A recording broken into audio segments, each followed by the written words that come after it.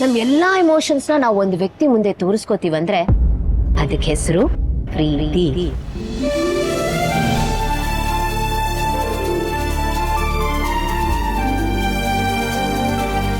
ಇದೊಂದೇ ಜನ್ಮ ಅಲ್ಲ, ಇನ್ನೆಷ್ಟು ಜನ್ಮದಲ್ಲಿ ಪಾರು ಹುಡ್ತಾಳೋ ಎಲ್ಲ ಜನ್ಮದಲ್ಲೂ ಶಿವು ಮಾವ ಹುಟ್ಟೇ ಹುಟ್ಟತಾನೆ.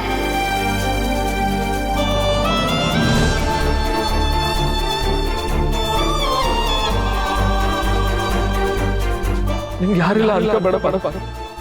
ನಿಮ್ ಜೊತೆ ನಾನು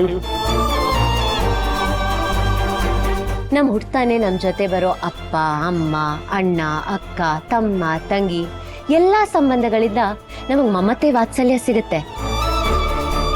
ಆದ್ರೆ ಮಮತೆ ವಾತ್ಸಲ್ಯ ಜೊತೆ ಸ್ವಚ್ಛ ಒಲವು ಸಿಕ್ಕತ್ತೆ ಅಲ್ಲ, ಅದಕ್ಕೆ ಹೆಸರು ನಿಜವಾದ ಪ್ರೀತಿ.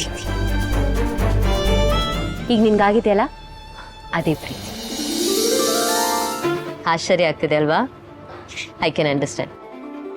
ನೋಡು, ನಂಬಿಕೆ ಬಂದಾಗ ಹುಟ್ಟೋದನ್ನ ಸಂಬಂಧ ಅಂತ ಕರೀತಾರೆ. ಸಂಬಂಧದ ಮೇಲೆ ನಂಬಿಕೆ ಹುಟ್ಟಿದಾಗ ಅದನ್ನ ಪ್ರೀತಿ ಅಂತ ಕರೀತಾರೆ.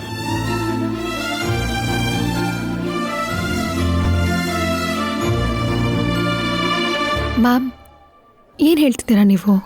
ನೋಡು ಪಾರು, ಇದಕ್ಕೂ ಮುಂಚೆ ನಿನ್ನ ಮತ್ತೆ ಸಿದ್ಧಾರ್ಥ್ ಮಧ್ಯದಲ್ಲಿ ಇದ್ದಿದ್ದು ನಿಜವಾದ ಪ್ರೀತಿ ಅಲ್ಲ, ಒಂಥರ ಇನ್ಫ್ಯಾಚುಯೇಷನ್ ಅಂತ. ಈಗ ಸ್ವಲ್ಪ ಹೊತ್ತು ಮುಂಚೆ ಹೇಳಿದೆ ಅಲ್ಲ, ನಿನ್ನ ಮತ್ತೆ ನಿನ್ನ ಮಾವನ ಮಧ್ಯೆ ಯಾರಾದ್ರೂ ಬಂದ್ರೆ ಅದ್ ನಿನ್ನಿಂದ ಸಹಿಸ್ಕೊಳಕ್ ಆಗಲ್ಲ ಅಂತ. ಯೋಚನೆ ಮಾಡು, ಈ ನಿನ್ ಭಾವನೆ ನಿನಗಾಗಿದ್ದಿದ್ರೆ ನಿನ್ನ ಮತ್ತೆ ಸಿದ್ಧಾರ್ಥ್ ಮಧ್ಯ ನಿನ್ ಮಾವನ್ನ ಬರೋದಕ್ಕೆ ನೀನ್ ಬಿಡ್ತಿದ್ಯಾ? ಇಲ್ಲ ಅಲ್ಲ. ಏನೇ ಒಂದ್ ಕಾರಣ ಇದ್ದಿದ್ರು ನಿನ್ ಮಾವನ್ ಕೈಯಲ್ಲಿ ನೀನ್ ತಾಳಿ ಕಟ್ಟಿಸ್ಕೊತಿದ್ಯಾ? ಇಲ್ಲ. ಪಾರು, ನೀನು ನಿನ್ ಮಾವನ್ ಜೊತೆ ಬದುಕ್ತಾನೆ ಇರ್ಲಿಲ್ಲ. Just think about it. ಇಷ್ಟೆಲ್ಲ ದಾಟಿ ನಿನ್ ಮಾವ ನಿನ್ ಜೊತೆಲಿದ್ದಾರೆ, ನಿನ್ ಜೊತೆ ಬದುಕ್ತಿದ್ದಾರೆ, ನೀನ್ ಅವ್ರನ್ನ ನಂಬಿದ್ಯಾ, ಅಷ್ಟೊಂದು ಹಚ್ಕೊಂಡಿದ್ಯಾ ಅಂದ್ರೆ ಅದಕ್ಕೆಲ್ಲ ಏನ್ ಕಾರಣ ಹೇಳು? ಪ್ರೀತಿ. ಪಾರು, ನಿನಗೆ ಈಗ ಈಗ ನಿಜವಾದ ಪ್ರೀತಿ ಆಗಿದೆ. ಇದು ನಿನ್ ಜೀವನದ ಮೊಟ್ಟ ಮೊದಲನೇ ಪ್ರೀತಿ.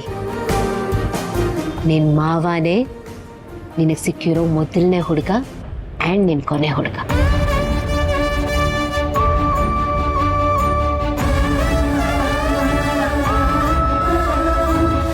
ಇದನ್ನ ಯಾವುದೇ ಕಾರಣಕ್ಕೂ ಕಳ್ಕೋಬೇಡಪ್ಪ.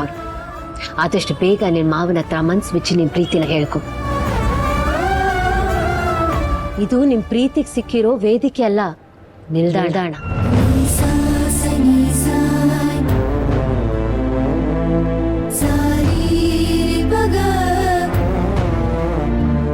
ಮ್ಯಾಮ್, ನೀವು ಹೇಳಿದೆಲ್ಲ ಅರ್ಥ ಆಯ್ತು. ಆದ್ರೆ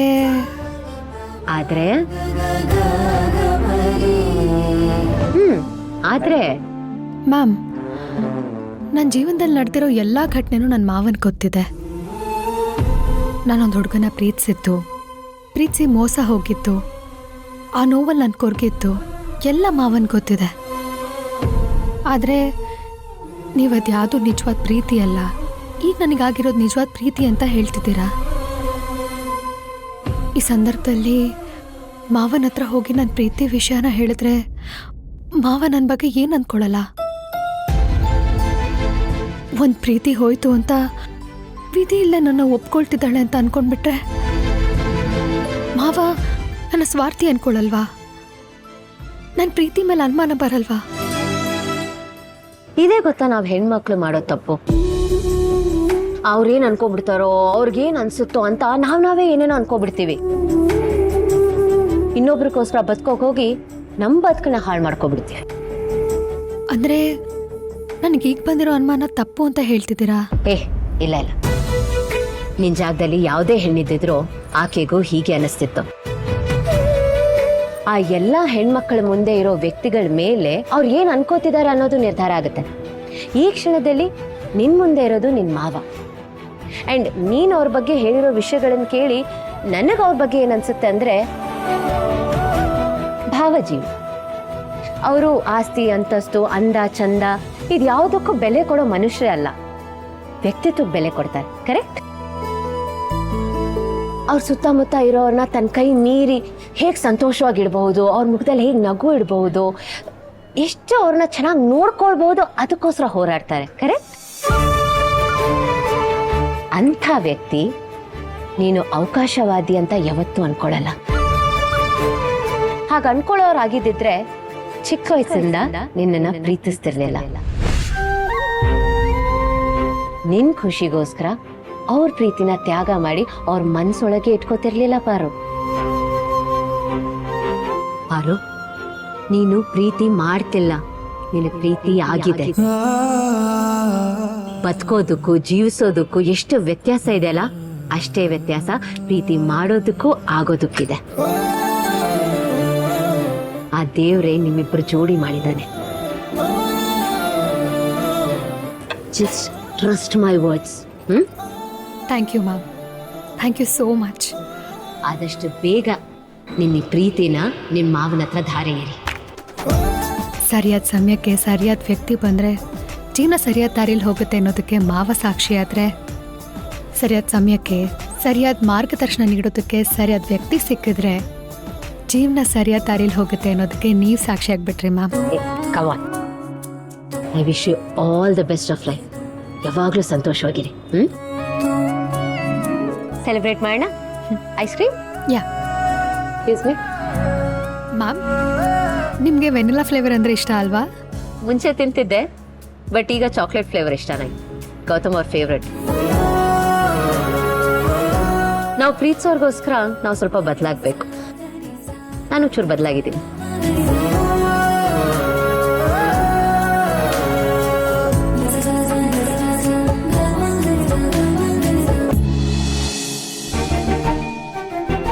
ರಮ್ಯಾ, ಅದಕ್ಕೆ ಅಲ್ಲಿ ಕಾಣಿಸ್ತಿಲ್ವಲ್ಲ? ಅದಕ್ಕೆ ಏನೋ ಅರ್ಜೆಂಟ್ ಕೆಲಸ ಅಂತ ಆಚೆ ಹೋದ್ರು. ಅರ್ಜೆಂಟ್ ಕೆಲಸನಾ? ನಮ್ಗೇನು ಹೇಳಲೇ ಇಲ್ಲ. ಅರ್ಜೆಂಟ್ ಕೆಲಸ ಅಂತ ಅದಕ್ಕೆ ತಾನೇ ಹೇಳಿದ್ದು. ಅರ್ಜೆಂಟ್ ಕೆಲಸ ಅಂದ್ಬಿಟ್ಟು ಹೇಳ್ಬಿಟ್ಟು ಬೇರೆ ಹೋಗ್ತಾರಾ? ಆದರೆ ಅವ್ರ ಫೋನಲ್ಲಿ ಯಾರ ಹತ್ರನೋ ಮ್ಯಾಮ್ ಮ್ಯಾಮ್ ಅಂತ ಮಾತಾಡ್ತಾ ಇದ್ರು. ಈಗಲೇ ಬಂದೆ ಅಂತ ಹೋಗ್ಬಿಟ್ರಪ್ಪ. ಮಂಜಿ, ಅದಕ್ಕೆ ಎಲ್ಗೋಗಿರ್ಬೋದು? ಮಾವಂತವ ಅಲ್ಲ ಕಣೆ, ನನ್ಗನ್ಸತ್ತೆ ನಾವು ಮಾಡಿರೋ ಕೆಲಸದಿಂದ ಅದಕ್ಕೆ ಮನಸ್ಸಲ್ಲಿ ನೂರಾರು ಪ್ರಶ್ನೆಗಳು ಕಾಡಿರುತ್ತೆ. ಅದಕ್ಕೆ ಅದ್ರ ಉತ್ತರ ಕೇಳಕ್ಕೆ ಅದಕ್ಕೆ ಟೀಚರ್ ತವೇನಾದ್ರೂ ಹೋಗಿರ್ಬೋದಾ ಅಂತ. ಹಂಗಾರೆ ನಾವು ಮಾಡಿರೋದೆಲ್ಲ ಉಪಯೋಗಕ್ಕೆ ಬಂತು ಅಂತಾಯ್ತು. ನೋಡೋಣ ಇರು, ಅದಕ್ಕೆ ಬರಲಿ.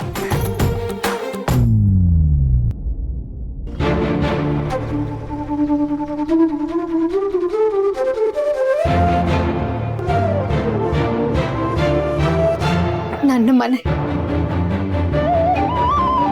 ನನ್ನ ಗಂಡನ ಮನೆ, ನನ್ನ ಸ್ವಂತ ಮನೆ.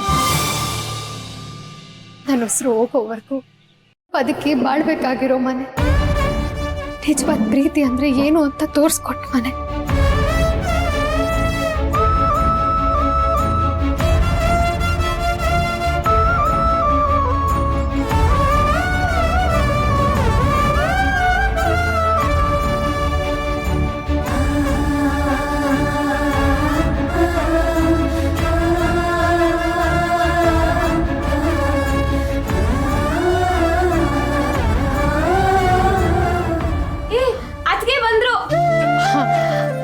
ಸೋ ಸಾರಿ ಗರ್ಲ್ಸ್, ಅರ್ಜೆಂಟ್ ಕೆಲಸ ಇತ್ತು, ನಿಮ್ಗೆ ಯಾರಿಗೂ ಹೇಳ್ದೆ ಹೋಗ್ಬಿಟ್ಟೆ. ಸಾರಿ. ಅಯ್ಯೋ, ತೊಂದರೆ ಇಲ್ಲ. ಅದಕ್ಕೆ ನೀವು ನಮ್ಗೆ ಅಭ್ಯಾಸ ಆಗಿ ನೀವು 1 ನಿಮಿಷ ಕಾಣಲಿಲ್ಲ ಅಂದ್ರೂ ತುಂಬ ಮಿಸ್ ಮಾಡ್ಕೊತೀವಿ ನಾವು. ಅಯ್ಯೋ, ಸೋ ಸ್ವೀಟ್. ಏನ್ ಗೊತ್ತಾ, ಸಿಟಿಯಿಂದ ನಿಮ್ಮೆಲ್ರಿಗೋಸ್ಕರ ನಾನು ಏನೋ ತಂದಿದ್ದೀನಿ. ಏನತ್ಗೆ? ಜಿಲೇಬಿ.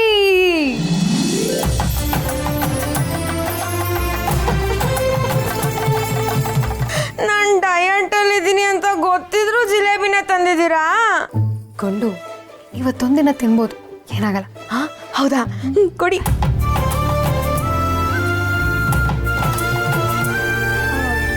ಎಲ್ಲಿ ನನ್ನ ಗಂಡ ಎಲ್ಲಿ ಕಾಣ್ತಿಲ್ವಲ್ಲ?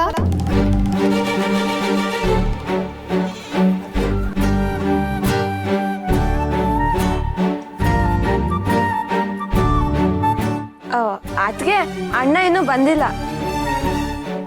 ನೋಡ್ತಾ ಮಂಜಿ, ಇದುವರೆಗೂ ನಿಮ್ಮ ಅಣ್ಣ ಎಲ್ಲಿ ಅಂತ ಕೇಳ್ತಿದ್ದಿದ್ದು ಅದಕ್ಕೆ ಇವತ್ತು ಮೊದಲಕ್ಕಿಂತ ನನ್ನ ಗಂಡ ಎಲ್ಲಿ ಅಂತ ಕೇಳ್ತಾವಳೆ. ಪಾಪ ನನ್ನ ಗಂಡ ಬೆಳಗಿಂದ ಸಂಜೆವರೆಗೂ ಕಷ್ಟಪಟ್ಟು ಕೆಲಸ ಮಾಡ್ಕೊಂಡು ಬರ್ತಾರೆ. ಅವ್ರಿಗೋಸ್ಕರ ನಾನಿವತ್ತು ರುಚಿಯಾಗಿ ನನ್ನ ಕೈಯಾರ ನಾನು ಅಡುಗೆ ಮಾಡ್ತೀನಿ. ಅದಕ್ಕೆ ನಾನು ಅಡುಗೆ ಆಗಲೇ ಮಾಡಾಯ್ತು. ಅಯ್ಯೋ ಹೌದಾ?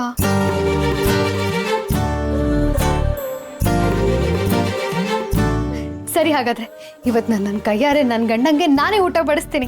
ಓಕೆನಾ? Okay thank you. ದೇವ್ರೆ, ಮಾವ ಬೇಗ ಮನೆಗೆ ಬರ್ಲಪ್ಪ. ಲವ್ ಆದ್ಮೇಲೆ ಮಾವನ ಮುಖ ನೋಡಿದ್ರೆ ತುಂಬ ಹೊತ್ತಿರೋದಕ್ಕೆ ಆಗಲ್ಲ. ಏನು ಹೇಳ್ತಾ ಇದ್ದೀರ ಅಳಿಯಂದ್ರೆ? ಎಲ್ಲ ಮಾತಾಡ್ಬಿಟ್ಟು ಒಪ್ಕೊಂಡಾದ್ಮೇಲೆ ಈಗ ಬೇರೆ ಹುಡುಗಿ ಜೊತೆ ಸಂಬಂಧ ಅಂದ್ರೆ ನಾವೆಲ್ಲೋಬೇಕು? ನನ್ನ ಮಗಳೆಲ್ಲೋಬೇಕು? ಲೋ ಸೀನಾ, ನಿನ್ನೆ ನಂಬ್ಕೊಂಡಿದ್ದೀನಲ್ಲೋ, ನಿನ್ಗೆ ಪ್ರೀತಿ ಮಾಡಕ್ಕೊಬ್ಳು ಮದ್ವೆ ಆಗಕ್ಕೆ ಇನ್ನೊಬ್ಳು ಬೇಕು ಅಂತ ನನ್ಗೆ ಗೊತ್ತಿರ್ಲಿಲ್ಲ. ಅಯ್ಯೋ ಪಿಂಕಿ, ನಂಗೆ ನೀನೇ ಬೇಕು ಪಿಂಕಿ. ಓ, ಹಂಗಂದ್ರೆ ನಿನ್ಗಿಬ್ರು ಬೇಕಾ? ನಿನ್ನ ಅಜ್ಜಿಲೇ ಮಾಡ್ತೀನಿ ಇರು.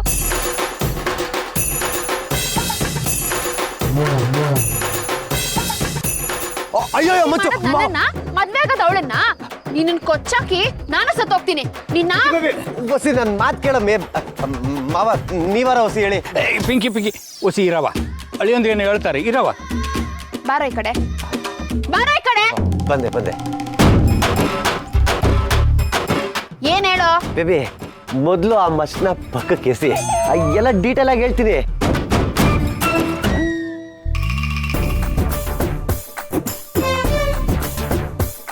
ಪಿಂಕಿ ಬೇಬಿ, ಸಂಬಂಧ ನೋಡೋರೆ ಅಂದೆ, ನಾನು ಒಪ್ಕೊಂಡಿದ್ದೀನಿ ಅಣ್ಣ.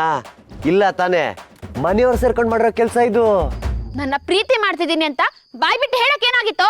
ಬಾಯಿ ತುಂಬಾ ಸಕ್ಕರೆ ತುರ್ಕುದ್ರೆ ನಾನು ಏನ್ ಮಾತಾಡ್ಲಿ ಹೇಳು? ನೋಡಿ ಹೇಳಿ ಅಂದ್ರೆ, ನನ್ನ ಮಗಳು ನಿಮ್ಮನ್ನ ಇಷ್ಟಪಟ್ಟವಳೆ. ನೀವೇನಾರ ಕೈ ಕೊಟ್ರೆ ನೋಡಿದ್ರಲ್ಲ, ಮಚ್ಚಿಟ್ಕೊಂಡು ನಿಮ್ಮನ್ನೇ ಮುಗಿಸಿ ಅವಳು ಸತ್ತೋಯ್ತಾಳೆ. ಇದೆಲ್ಲ ಯಾಕೆ ಬೇಕು? ನೀವೇ ಒಂದು ತೀರ್ಮಾನ ತಕೊಳ್ಳಿ. ನಂದು ಒಂದೇ ತೀರ್ಮಾನ, ಪಿಂಕಿನೇ ನನ್ನ ಹೆಂಡ್ರು. ನಾನು ಅವಳನ್ನೇ ಮದುವೆ ಆಗೋದು. ಅಪ್ಪ, ನಾನು ಹೇಳಿಲ್ವಾ ಸೀನಾ ನನ್ ಬಿಟ್ಟು ಯಾರು ಇಷ್ಟಪಡಲ್ಲ ಅಂತ? ಐ ಲವ್ ಯು ಸೀನಾ. ನಿಮ್ಮಪ್ಪ ಇಲ್ಲಿವರೆಗೆ ಹೊಸಿ ರೆಸ್ಪೆಕ್ಟು ನಾನು ಹೊಸಿ ಮಾಡ್ರನ್ನು ಅಂತ ಹೇಳಕ್ ಬಂದ್ರಿ ಅಲ್ವಾ? ಆಯ್ತು ಮಾವ, ಅವರೆಲ್ಲ ನನ್ನ ಕಣ್ಣು ಮುಂದೆ ರತಿ ದೇವಿನೇ ತಂದು ನಿಲ್ಸಿದ್ರು, ನಾನು ಮಾತ್ರ ಪಿಂಕಿನ ಬಿಡಕ್ಕಿಲ್ಲ. ಸರಿ ಹೇಳಿ ಅಂದ್ರೆ, ವಿಷಯ ಎಲ್ಲೂ ಹೊರಗಡೆ ಹೇಳಕ್ ಹೋಗ್ಬೇಡಿ. ನೀವು ಜಿಮ್ ಓಪನ್ ಮಾಡಕ್ಕೆ 5 ಲಕ್ಷ ರೂಪಾಯಿ ಸಾಲ ನಾನು ಕೊಡಿಸ್ತೀನಿ. ಪಟ್ ಅಂತ ಮದುವೆ ಆಗ್ಬಿಡಿ, ಆಮ್ಯಾಕ್ ಮನೆಗೆ ಬನ್ನಿ. ಯಾರು ಏನು ಕೇಳಕ್ಕಿಲ್ಲ, ಒಳಗೆ ಸೇರಿಸ್ಕೊತಾರೆ. ನಾನೇನಾರ ಹಂಗ್ ಮಾಡ್ಕೊಂಡು ಮನೆ ಬಾಗ್ಲತ್ರ ಬಂದು ನಿಂತ್ಕೊಂಡ್ರೆ ನಮ್ಮಪ್ಪ ಗ್ವಾಡೆ ಮೇಲಿರೋ ಗಂತಾಗ ಬಂದು ಇಬ್ರು ಸುಟ್ಟಿ ನಮ್ಮಿಬ್ರು ಹೆಣನ ಊರ್ ಬಾಗ್ಲಿಗೆ ನೇತಾಕ್ತಾನಷ್ಟೇ. ಹಂಗೇನು ಆಗಕ್ಕಿಲ್ಲ ಅಂತ ಈರ್ಭದ್ರಣ್ಣನ ಮಗಳೇ ಓಡೋಗಿ ಮದುವೆ ಮಾಡ್ಕೊಂಡು ಆಮೇಲೆ ಮಂಟಪಕ್ಕೆ ಬರ್ಲಿಲ್ವಾ? ಯಾರೇನು ಮಾಡಕ್ಕಾಗಿಲ್ಲ ಅಲ್ವಾ? ಇದು ಒಂಥರ ಒಪ್ಕೊಳ್ಳೋ ಮ್ಯಾಟ್ರೆ. ಒಂದ್ ಕೆಲಸ ಮಾಡ್ತೀನಿ ಮಾವ, ಒಟ್ಟಿಗೆ ಮಗುನೇ ಮಾಡ್ಕೊ ಬಂದ್ಬಿಡ್ತೀನಿ ಬಿಡಿ. ಹಳ್ಳಿ ಅಂದ್ರೆ ಅಲ್ಲ, ಅದು ನೀವು ಮಾಡ್ರನಲ್ವಾ, ಅದಕ್ಕೆ ಹಂಗಂದೆ. ಆಯ್ತು ಬಿಡಿ, ಮೊದಲು ಮದುವೆ ಆಗ್ಲಿ, ಆಮೇಲೆ. ಸೀನಾ, ನಾನು ಇನ್ನೇ ನಂಬಿದ್ದೀನಿ, ನನ್ ಕೈ ಬಿಡ್ಬೇಡ ಕಣೋ. ನಿಮ್ಮ ಅತ್ತೆ ನೋಡಿರೋ ಹುಡುಗಿ ಮನೆಗೆ ಓದ್ಯೋ ಸರಿ ಇರಲ್ಲ ಸೀನಾ. ಅಲ್ಲಿ ಹೋಗಕ್ ಮುಂಚೆ ನಾ ಮದ್ವೆ ಆಗ್ಬಿಟ್ಟಿರ್ಬೇಕು. ಆಯ್ತು ಕಣಮ್ಮಿ, ಹಂಗೆ ಮಾಡ್ತೀನಿ. ನೋಡು, ಇವಾಗ ಮನೆಗೆ ಹೋಗ್ರಿ, ನಮ್ಮ ಅಪ್ಪ ಏನಾರು ನೋಡ್ರೆ ಕಷ್ಟ ಆಯ್ತದೆ, ಹೊರಡಿ.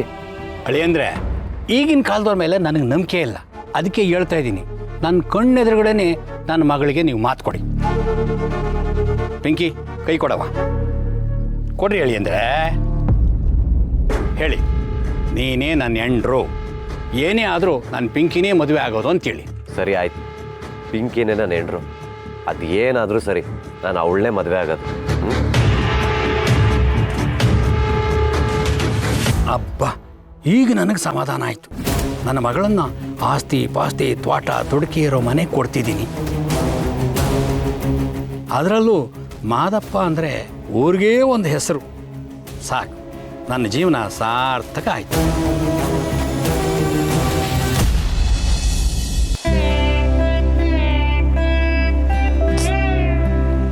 ಈ ಮಾವ ಯಾಕೆ ಇನ್ನೂ ಬಂದಿಲ್ಲ? ನನಗೆ ಮಾವನ ಮೇಲೆ ಲವ್ ಆಗಿದೆ ಅಂತ ನಾನು ಹೇಳ್ಕೋಬೇಕು. ಮಾವ ಯಾಕೆ ಇಷ್ಟೊತ್ತು ಮಾಡ್ತಿದ್ಯಾ? ಚಿಕ್ಕ ವಯಸ್ಸಿಂದ ಈ ಪಾರು ಮೇಲೆ ಜೀವನೇ ಇಟ್ಕೊಂಡಿದ್ಯಾ ಅಲ್ವಾ? ಸಾರಿ ಮಾವ, ಈ ತಡ್ಡಿ ಪಾರುಗೆ ಗೊತ್ತೇ ಆಗಲಿಲ್ಲ. ನೀನು ಯೋಚನೆ ಮಾಡಬೇಡ, ಇನ್ಮೇಲೆ ನೋಡ್ತಾ ಇರು. ನಿನಗೆ ಜಾಸ್ತಿ ಪ್ರೀತಿ ಒಂದೇ ದಿನ ಕೊಟ್ಬಿಡ್ತೀನಿ. ಬೇಗ ಬಾ ಮಾವ. ಅಯ್ಯೋ, ಮಾವ ಬಂದು ನನ್ನ ಮುಂದೆ ನಿಂತ್ಬಿಟ್ರೆ ನಾನೇನಂತ ಮಾತಾಡಲಿ? ಭಯಕ್ಕೆ ಕೈಕಾಲೇ ಆಡಲ್ವಲ್ಲ. ಬರೀ ಹುಡುಗರಿಗೆ ಮಾತ್ರ ಪ್ರಪೋಸ್ ಮಾಡುವಾಗ ಭಯ ಆಗುತ್ತೆ ಅಂದ್ಕೊಂಡಿದ್ದೆ. ಇಲ್ಲಲ್ಲಪ್ಪ, ಹುಡುಗಿರಿಗೂ ಭಯ ಆಗುತ್ತೆ. ಅಲ್ಲ, ನಾನು ಇವತ್ತೇ ಪ್ರಪೋಸ್ ಮಾಡ್ಬಿಡ್ಲ? ಬಾರೋ, ಅಲ್ಲೇ ತಟ್ಟಿ ಥರ ಮಾತಾಡ್ತೀನಿ. ರಾತ್ರಿ ಯಾರಾದರೂ ಪ್ರಪೋಸ್ ಮಾಡ್ತಾರಾ? ಚೆನ್ನಾಗಿರಲ್ಲ, ಬೇಡ. ಹಾಂ, ರಶ್ಮಿ ಮದುವೆ ಆದಮೇಲೆ ಪ್ರಪೋಸ್ ಮಾಡಿಬಿಡ್ತೀನಿ. ಅಲ್ಲಿವರೆಗೂ ನನ್ನ ಒನ್ ವೇ ಲವ್ನ ಮಾವನ ಕಡೆ ತಿರುಗಿಸಿ ಫೋಕಸ್ ಮಾಡಿಟ್ಕೊಂಡು ನನ್ನ ಪ್ರೀತಿ ಸುಖನ ಅನುಭವಿಸ್ತೀನಿ, ಅನ್ನಿಸ್ತೀನಿ.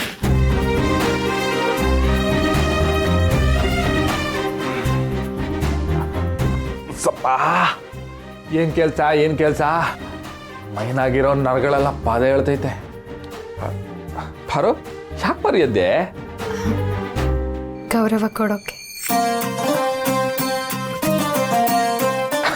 ಪಾರು, ಒಳ್ಳೆ ಕಾವಡಿ ಮತ್ತೆ ಪಾರು. ಈ ಪೆದ್ ನನ್ನ ಮಗನಿಗೆ ಡಾಕ್ಟರ್ ಓದಿರೋ ನೀನು ಮರವಾದೆ ಕೊಡೋದಾ?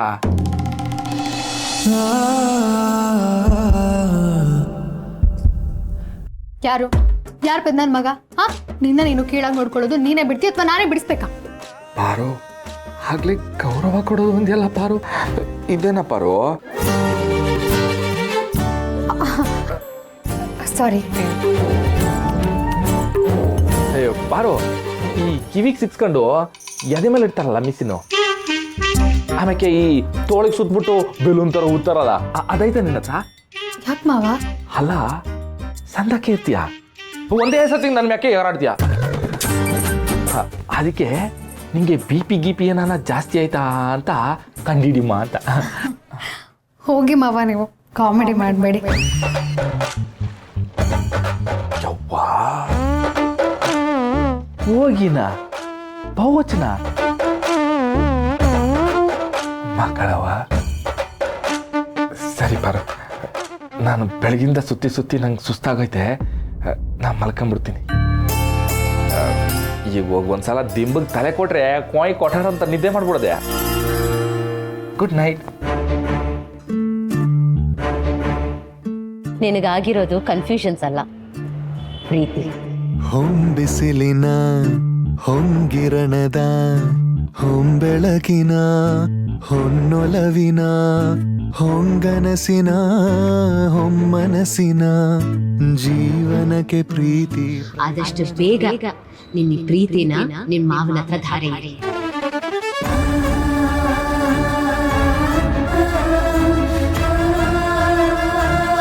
ನಿನ್ನ ಮಾವನೇ ನಿನಗೆ ಸಿಕ್ಕಿರೋ ಮೊದಲನೇ ಹುಡುಗ ಆ್ಯಂಡ್ ನಿನ್ನ ಕೊನೆ ಹುಡುಗ.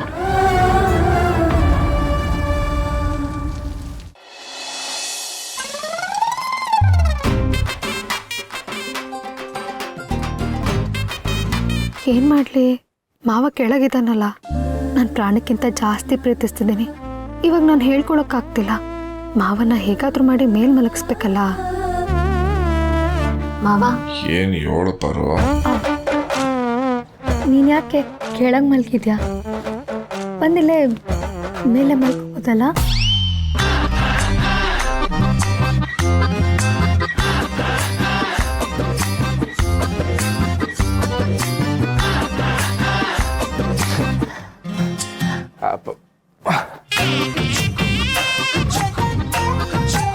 ಪಾರು, ಏನ್ ಗೊತ್ತಾ, ನಾ ಬರ್ತಾ ತಂಡಿ ಗಾಡಿಲಿ ಗಾಡಿ ಓಡಿಸ್ಕೊಂಡ್ ಬಂದಲ್ಲ, ಕಿವಿಯೆಲ್ಲ ಕುಯ್ ಅಂತೈತೆ.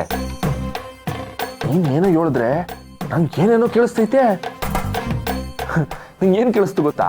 ನೀನ್ ಕರೆದು ಬಾ ಇಲ್ಲಿ ನೀನು ಮ್ಯಾಕೆ ಮಲ್ಕೋ ಅಂದಂಗಾಯ್ತು.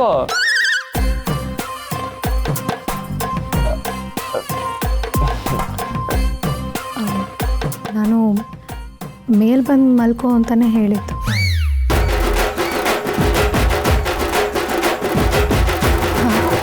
ಅಂದರೆ ಮಾವ ನೆಲದ ಮೇಲೆ ಮಲ್ಕೊಂಡ್ರೆ ತಂಡಿಗೆ ಜ್ವರ ಬರುತ್ತೆ, ಅದಕ್ಕೆ ಸುಮ್ಮನೆ ಮೇಲೆ ಮಲ್ಕೋ ಬಾ. ಏ ಇಲ್ಲ ಪರ, ನನಗೆ ನೆಲನೇ ಗಟ್ಟಿ, ನನಗೆ ಮಂಚಲ್ಲ ಅಭ್ಯಾಸ ಇಲ್ಲ. ಮಾವ ಕೆಳಗೆ ಮಲ್ಗಿದ್ರೆ ಥಂಡಿ ಆಗುತ್ತೆ ಅಂತ ಹೇಳ್ತಿಲ್ವಾ ನಾನು? ಡಾಕ್ಟರ್ ನಾನಾ ನೀನಾ? In the early hours between 3 a.m. to 5 a.m. when dew falls, the cold intensifies and the ground becomes chillness. This cold penetrates our body and which can cause potentially illness. ಇಷ್ಟು ಹೇಳಿದ್ರೆ ಅರ್ಥ ಆಗ್ತಿಲ್ವಾ ನಿಂಗೆ? ಅರ್ಥ ಆಯ್ತು ಬಾರು, ನಾನು ನೆಲದ ಮ್ಯಾಕೆ ಮಲ್ಕೊಳಕ್ಕಿಲ್ಲ, ನಾನು ನಡ್ಮನೆಗೆ ಹೋಗಿ ಮಲ್ಕತೀನಿ.